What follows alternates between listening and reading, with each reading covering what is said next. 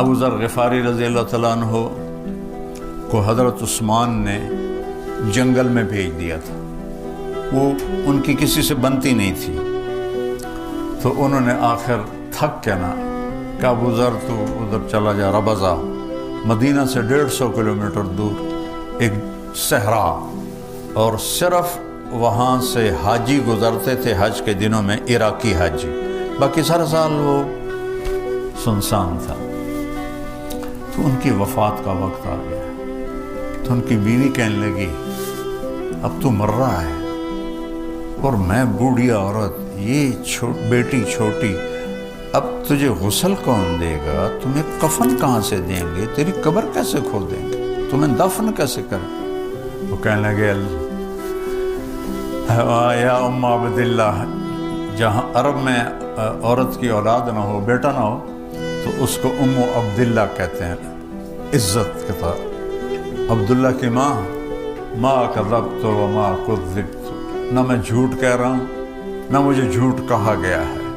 میں ایک مجلس میں تھا، اللہ کے نبی نے فرمایا اس مجلس میں ایک آدمی ہے، اکیلا رہے گا، اکیلا مرے گا، اکیلا اٹھے گا، اس کا جنازہ مسلمانوں کی ایک جماعت پڑھے گی، لہذا یہ ہوگا۔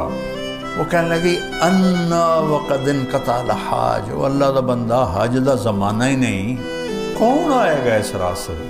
کہ یہ نہیں مجھے پتا، جا بیٹھ جا راستے پر۔ شام تک بیٹھے رہی، واپس آ گئی۔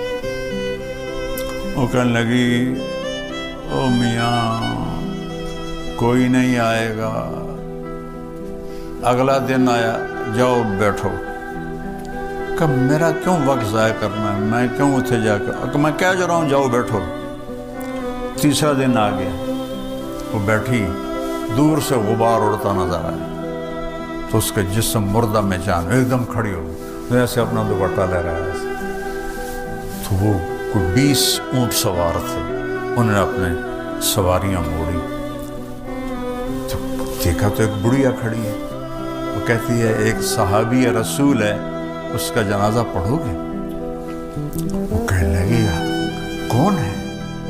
کہا ابو ذر۔ تو سب ایک دم رو پڑے کہ ہماری جانیں قربان ابو ذر پر۔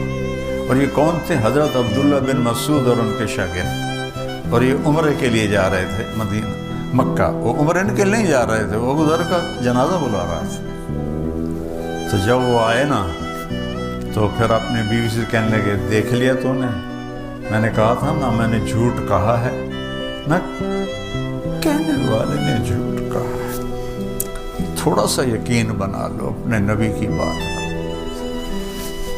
کتنے برملا کہتے ہیں جھوٹ کے بغیر تو کام ہی نہیں چلتا، یا اللہ میری توبہ۔ فرمان لگے دیکھو بھائی مجھے کفن وہ دے گا جو حکومت کا ملازم نہ ہو، حکومت خلافت عثمان ہے، اور کہہ رہے ہیں جس نے حکومت کی نوکری نہ کی ہو وہ مجھے کفن دے گا اور وہ میرا جنازہ پڑھے گا۔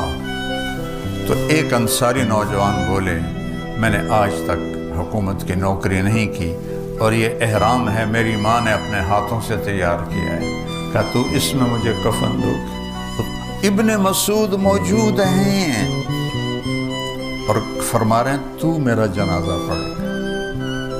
اللہ کا انتقال ہو گیا۔ اچھا جب صبح ہوئی تو بیٹی کو بولایا، بیٹی آج مہمان آئیں گے، ان کے لیے کھانا تیار کرو، بکرا ذبح کرو۔ تو وہ کہنے لگے اب بوڑھا باپ ہے جو کہہ رہا ہے چلو کر دو، صدقہ ہی صحیح۔ تو کھانا پکانے میں لگ گئے۔ تو جب وہ انہوں نے جنازہ پڑھا اور فارغ ہو کے جانے لگے تو ان کی بیٹی نے کہا عبداللہ بن مسعود سے یا عم حلم الی الغدا، کھانا کھا لیجیے۔ کہنے انا لکی ھذا، تمہیں کیسے پتا کہ ہم آ رہے ہیں؟ وہ تم نے کھانا تیار کیا؟ کہ ابا نے کہا تھا کہ آج ضرور آئیں گے میرا جنازہ پڑھنے والے۔ کہنے والا جھوٹا نہیں تھا۔ تو عبداللہ بن مسعود اور سارے زار و قطار رونے لگے، اور ابن مسعود نے بڑی عجب بات کی، کہا ابو ذر تو نے مر کے بھی سخاوت نہ چھوڑی، تو نے مر کے بھی سخاوت نہ چھوڑی۔